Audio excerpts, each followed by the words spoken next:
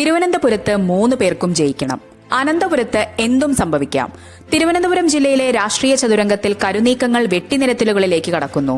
അനന്തപുരി പിടിക്കുന്നവർ കേരളം ഭരിക്കും എന്ന പഴയ ചൊല്ല് ഇത്തവണയും അനർത്ഥമാകുമോ എന്നാണ് രാഷ്ട്രീയ കേരളം ഉറ്റുനോക്കുന്നത്.